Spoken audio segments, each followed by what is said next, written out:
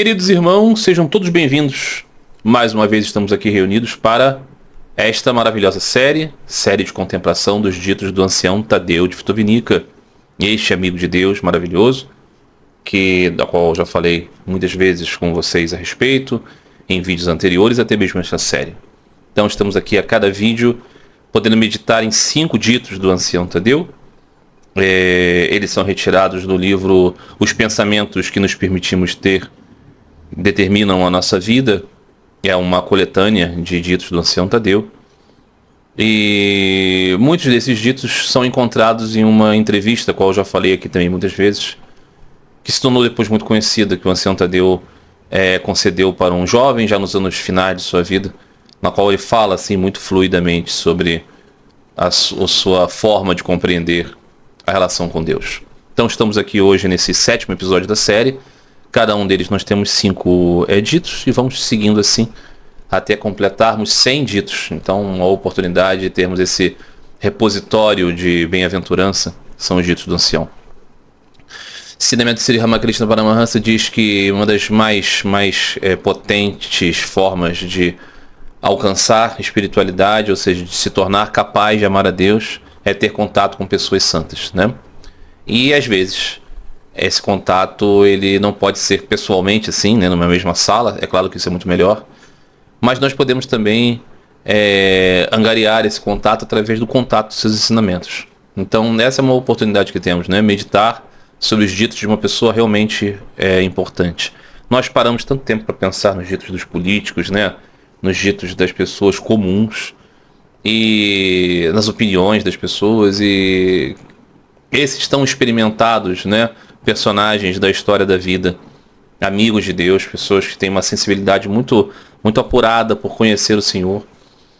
Eles nos dizem as coisas mais significativas. Então vamos tentar meditar sobre esses ditos nesse espírito, ok? A temática fundamental dos ditos de hoje é humildade. Em muitos, né, dos ditos do ancião Tadeu, o centro da coisa toda é a capacidade de termos controle sobre os nossos pensamentos. Podemos dizer até que esse é o signo mais substancial das mensagens do ancião Tadeu. Mas às vezes outros temas também se tornam muito predominantes, e hoje eu acredito que o tema da humildade será um destaque. E terminamos, né, a seleta dos ditos anteriores também com o ancião Tadeu ressaltando que a humildade é uma característica divina. Vamos ver o que o maravilhoso amigo de Deus, o ancião Tadeu de Vitovinica, vai nos dizer hoje. O primeiro dito é: aquele que serve de exemplo para os outros através do seu modo de vida é humilde. Dar o exemplo é a melhor prova da verdade. Maravilhoso, né? Porque muitos de nós, né, sobretudo aquelas pessoas que são vocacionadas para a tarefa religiosa, são às vezes ministros, às vezes entusiastas mesmo de propagar, né, a palavra espiritual para os outros. Isso é muito bom. Mas nós muitas vezes não compreendemos, né, o que dá fundamento a que as nossas palavras tenham substância. Sri Ramakrishna dizia, né, é necessário ter um mandato para poder falar com autoridade. Mas Thakur também dizia que um dos aspectos fundamentais daqueles personagens verdadeiramente genuínos, espiritualmente falando, era a veracidade, né? Então ele dizia que a gente deveria agir, né, falar e tudo mais, né, de acordo com a verdade de nossa vida. Então a gente não deveria falar coisas que a gente não sabe se vai sustentar, aquelas coisas que não estão no nosso coração, né? E nisso estava a característica da verdade da vida, né? Ser veraz, né? Ser concreto. E aqui o ancião está dizendo que aquele que serve de exemplo para os outros através de seu modo de vida é humilde. Por quê? Porque muitas vezes essa pessoa ela não é exatamente um pregador, ela não é exatamente um hierarca, ela não é exatamente um acharya, ela não é exatamente, né, esse personagem que todos identificam como tendo, né, estão na frente de uma missão. Mas ele é uma pessoa tão pura, tão correta, tão verdadeira na sua vida, que ele ensina as pessoas pelo seu modo de vida. Então, E nisso ele é humilde concretamente, porque ele não está se colocando acima dos outros falsamente, através de uma autoimagem, né? Muitas vezes completamente desconectada da realidade, né? Dar o exemplo é a melhor prova da verdade, ou seja, se você vive, as pessoas reconhecem você autoridade. Tem uma história que eu gosto bastante de um Swami da Ordem Missão Ramakrishna, que certa vez, isso é tão engraçado, uma mãe foi até o Swami com seu filho pequeno e disse assim: Swami, eu gostaria que o senhor me ajudasse aqui com meu filho. Meu filho, ele é muito fanático por doces. Come demais e, assim, excessivamente faz mal, né? Então eu gostaria que a gente passasse por um momento assim de ficar um tempo sem comer doces. Talvez assim, né? Durante a semana toda não comer, comer só no final de semana. E o Swami olhou para ela e falou assim: eu acho justo o que você está me falando, mas eu não vou poder te ajudar nisso agora. Eu peço que você traga o menino aqui na próxima semana. E a moça entendeu, atendeu, disse tá bom. Mas ela achou estranho, né?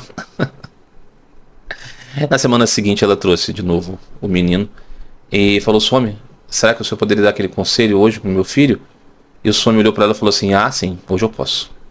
E conversou com o menino e falou assim: olha, realmente, né, doce é muito bom, e a gente quer comer todo dia, mas todo dia faz mal. Então eu vou dizer para você assim: come só aos domingos. Os outros dias você não come não, tá bom? E o menino falou: tá bom. Então se despediu do Swami. Depois a moça foi lá falar com ele e disse: Swamiji, agradeço muito. Ele respeita muito o senhor e isso vai ser uma palavra de força para ele. Mas por qual razão o senhor não falou na semana passada algo tão simples? E o Swami disse: é porque na semana passada eu não estava certo se eu conseguia ficar uma semana sem comer doces. Então eu me submeti primeiro a um período de abstinência para poder dizer para ele que era fácil de fazer e que era bom de fazer. Porque senão eu pregaria uma coisa que estava distante da minha vida. E isso é maravilhoso. E isso tem tudo a ver, não é? Então quando você tem essa capacidade, né, de apresentar para as pessoas através do seu viver um modo luminoso, isso é muito impactante, não é? As pessoas percebem.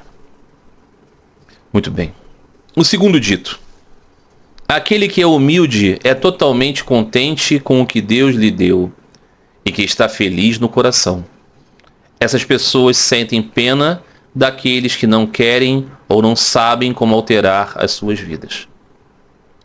Isso é muito importante. A vida é muito diversa, né? Muitas vezes falamos essas coisas do karma, né?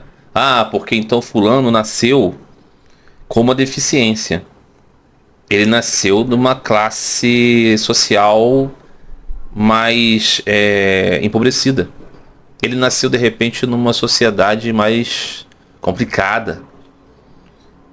E isso faz com que ele tenha uma vida muito mais complicada do que outras pessoas que nasceram sem nenhuma deficiência, em uma família abastada, talvez em uma sociedade mais tranquila.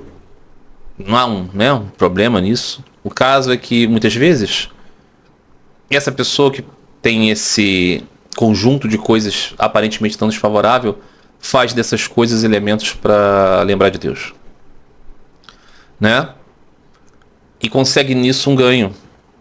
Não é sempre assim, evidentemente. Às vezes essas coisas aferram as pessoas ao desejo de ter tudo aquilo que elas não têm e elas então, né, perecem muito.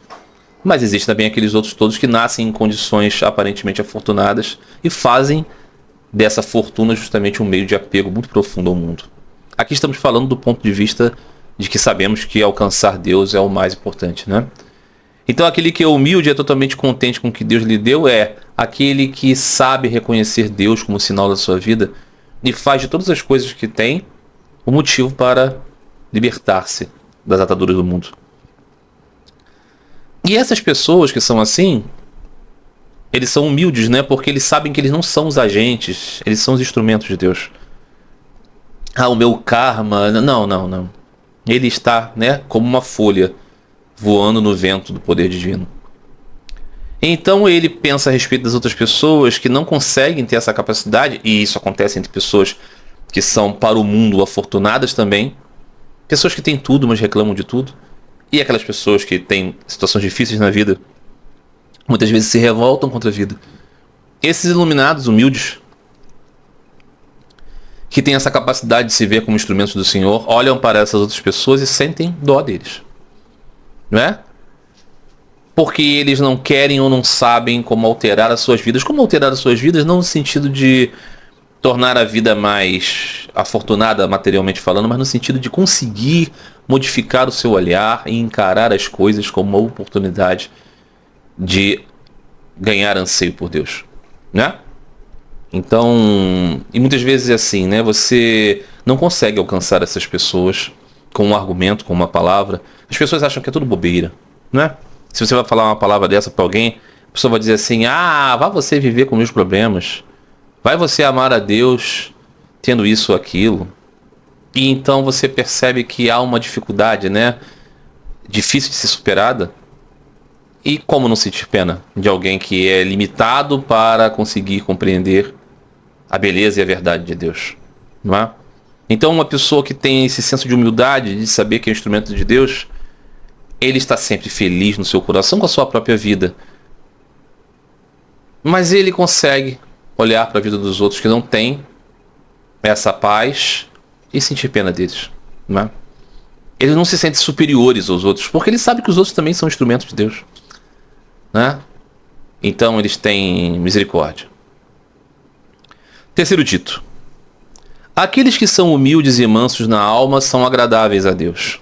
Os humildes não ficam com raiva, eles não desejam que os outros fiquem doentes e não fazem o mal, mesmo para aqueles que lhe causaram mal. O humilde olha para todos como superiores a ele, eles estão cheios de bondade e paz. Certamente, aqui nós podemos perceber como é difícil ser humilde, né? Se qualquer um de nós aqui chegou nesse ponto e fala assim, talvez eu seja humilde. Eu acho que aqui a grande maioria de nós percebe que não é.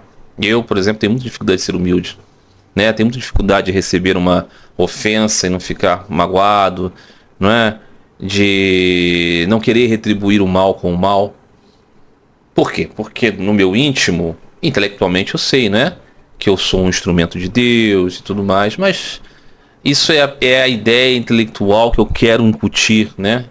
Mas na verdade a gente se acha a gente, né? A gente se acha a gente, o que realiza. e a gente tem muita dificuldade, né? De conceber as coisas assim na prática. Então o desejo da retribuição do mal está sempre presente conosco. Claro que a gente vai aprendendo, né? Vai sendo disciplinado por esses ensinamentos e a própria força deles faz com que a gente reduza a imaginação da vingança. Mas ainda assim a gente é muito rancoroso, né? E às vezes a gente deseja que os outros se estrepem, né? Para que eles aprendam e coisas assim. E isso demonstra apenas falta de humildade da nossa parte, né? Nós temos dificuldade de compreender que Deus é quem manda no jogo.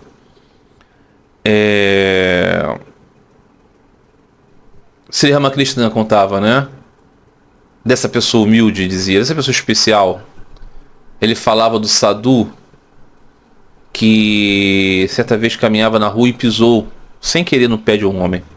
Ele pediu desculpas para o homem, mas o homem ficou tão chateado com ele e o espancou até que o sadhu ficasse desacordado. Os companheiros do sadhu, os outros sadhus, eram monges, sannyasins, foram e viram o sadhu caído e pegaram ele, recolheram, levaram ele para um lugar e tentaram acordá-lo, deram leite para ele. E um dos homens que deram leite a esse sadhu perguntou: ó sadhu, você sabe quem está te dando leite agora? Para saber se ele estava consciente, né? E o sadhu olhou para ele e disse: sim, o mesmo que me espancou.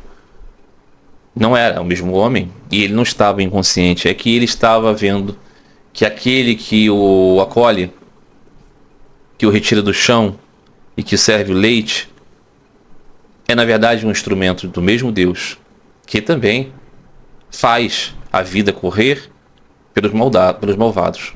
Isso é muito difícil de ser compreendido. Nós olhamos para isso e pensamos assim, caramba, não, é o diabo que está levando o outro, então nós criamos esse outro Deus, né, o Deus negativo. Mas nós não entendemos que a vida que corre em todos é o poder de Deus E cada um de nós, em nossas imperfeições e limitações, assim somos pela permissão de Deus. O que não significa dizer que nós devemos ser, né, negligentes com a busca de sermos bons. O ponto aqui é levar para a nossa mente para essa inclinação de que somos submissos a Deus. E nisso as nossas atitudes serão boas, não é? Esse tipo de coisa, ela é muito complicada de se compreender, porque a pessoa pode entender assim, então é Deus que está batendo no sadu e é Deus que está servindo leite ao sadu. Então, na verdade, ninguém fez nada, é apenas Deus que fez. Não é isso. Deus permite a vida. Cada um de nós, inclinados que estamos a seguirmos os passos da bondade, da misericórdia, os caminhos sátívicos da vida, nós estamos de acordo com o plano de Deus para nossas vidas, e por isso somos o quê? Recompensados com amor crescente por Ele. Se nós, então, não seguimos esses caminhos e formos mais tamásicos, ainda assim o fazemos por permissão de Deus. E o que Deus nos retribui? O mundo. O seu jogo. Então, na verdade, o pensamento iluminado é aquele que entende que tudo isso é o jogo de Deus e que tenta se colocar nele de modo realmente consciente de Deus, fazendo bem, não é? O humilde olha para todos como superiores. Eles estão cheios de bondade e paz, não é? Sri Ramakrishna dizia, coisas que me ferem é quando me chamam de guru, essas coisas, né? Quantas vezes é assim, né? Então ele dizia eu sou apenas, né, o servidor dos devotos. Claro que muitas vezes ele também se revelava, né, aos seus discípulos que o reconheciam como um divino, e ele deixava que eles acolhessem essa percepção, mas pedia para que eles não espalhassem aquilo. Assim também o Senhor Jesus, que respondeu àquele jovem homem rico, né, por que me chamas de bom? Bom é só o Pai Celeste, né? Então essa humildade, né, Sri Chaitanya dizia, né, só é habilitado a cantar os santos nomes de Deus aquele que se vê como mais, né, menos poderoso que uma folha, né? Então esses, né, que são tão poderosos, tão santos, tão superiores, eles vivem de um modo a nos mostrar que não deveríamos nos considerar assim, não é? E eles estão cheios de bondade e de paz, é claro, uma consequência, não é? Do desapego verdadeiro, não é? A castidade é alcançada através do jejum, da oração e, sobretudo, da obediência. Sri Ramakrishna dizia que as maiores correntes desse mundo são luxúria e ganância, kama e kanchana, né? Amor ao prazer e amor às riquezas. E castidade é relacionado com kama, com prazer, com o poder, não é, que o desejo pelo prazer sensorial tem sobre o nosso corpo. E por que isso é importante? Porque nós somos mais do que o corpo e a mente, e a nossa personalidade atrelada a esse composto. Mas nós temos muita dificuldade de compreender isso justamente por causa do predomínio das características da mente e do corpo. Então, aqui se diz que castidade é alcançada. Por que castidade é tão importante? Porque o desejo sexual, ele é a força mais poderosa para nos prender ao mundo. Explica-se até porque, não é? Nascem as criaturas, os novos corpos se formam, né? Os próprios Anamaya Koshas, né? Os corpos de carne são gerados através da atividade sexual. E é claro que quando você tem um filho, você se atrela a ele materialmente também. E você passa a desejá-lo, você passa a se importar com ele. E isso é um grande desafio para você continuar centrado em Deus. Não significa dizer que você não possa ter filhos, ter um casamento. O casamento é uma maneira de domar um desejo puro e simplesmente animal, não é? Então o nascimento humano, tão difícil de obter, é aquela plataforma onde podemos pensar em Deus, mas ainda assim continuamos tendo desejo sexual, por exemplo, não é? Então nós devemos controlar isso através de castidade. Qual é a castidade do homem casado, da mulher casada? É a monogamia, né? a relação com apenas o seu cônjuge. Por que isso é importante? Porque você continua tendo desejo por todas as pessoas do sexo oposto. Né? Falando aqui no caso dos heterossexuais. Os homossexuais vai ser o mesmo, né? Você tem uma relação amorosa, romântica, de doação, de carinho, de afeto por uma pessoa, ainda assim continua vendo as outras pessoas com os seus atributos físicos, que são aquilo que chama o desejo sexual. Então é necessário ter castidade, é abrir mão de ter todo o prazer que você quer ter, para destinar o prazer apenas para uma pessoa. E aí se diz que isso é castidade para o homem casado, para a mulher casada. E a castidade do sannyasi, do renunciante, é abdicar completamente da relação sexual como uma oferta a Deus. Ó Senhor, eu estou dando esse poder, essa energia profunda que o meu corpo demanda para ti. Então eu estou realmente realizando uma obra de renúncia desse jogo que o Senhor criou. Eu já entendi. Mas isso é muito difícil de ser alcançado. A castidade do casado e a castidade do solteiro são difíceis, né? Porque o nosso corpo pede estímulos, né? E o mundo está sempre nos lançando estímulos, né? O tempo inteiro. É tão bonito, né? Os ditos que dizem assim: você deve olhar as mulheres no mundo como mães. Mas é tão difícil fazer isso, não é? Porque as mulheres não estão se apresentando como mães, né? Para os nossos olhos carnais mais. Então, é muito difícil aplicar isso. Então, aqui diz o Senhor Tadeu, com a sua experiência, né, de casto, verdadeiramente, ok? Há muitos pregadores de castidade que não são, mas o Senhor Tadeu era. E ele diz, através do jejum, da oração e, sobretudo, da obediência. O jejum, ele vai completar aqui, eu vou ler o outro dito e vai se juntar aqui nesta nossa maneira de dialogar com esse texto. Ele diz: o jejum é necessário para humilhar o corpo, pois quando o corpo é humilde, a alma é humilde. Então aqui, o jejum é para isso, né? Subjugar os sentidos. Quando nós conseguimos controlar a nossa vontade de comer, lembrando que a gente come para se alimentar, para sustentar o corpo, não é? Tem uma função, então somos mais austeros nisso. A gente treina a nossa capacidade também de disciplinar a nossa vontade, a nossa libido. Por exemplo, como pessoa casada, só direcionar isso para o parceiro. Não é? E como pessoa solteira, lutar para manter a mente apenas num relacionamento de anseio profundo por Deus. Então, isso começa pela comida, né? Como que a comida é a comida do jejum? A comida do jejum, quando a gente só come aquilo que é oferecido a Deus. Né? Cada tradição tem seus períodos, né, de abstinências. Temos, por exemplo, a quaresma, a grande quaresma, no caso dos cristãos. Nós temos o Ramadã, no caso dos muçulmanos. Né? Nós temos renúncias também, né? O jejum dos Vaishnavas. Né? Nós temos, certamente, outras religiões têm os seus aspectos, né? As suas abdicações constantes, né? Por exemplo, aqueles que são vegetarianos, aqueles que não comem determinado animal, aqueles que só comem com essa determinada preparação, né? O alimento kosher, o alimento halal, essas coisas.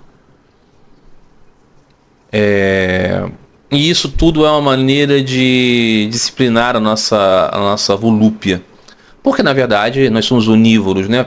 E nós poderíamos comer tudo o que desse para comer, pura e simplesmente, animalescamente. Mas a gente quer transformar, né, a nossa vida numa vida de sadhana, de jornada espiritual.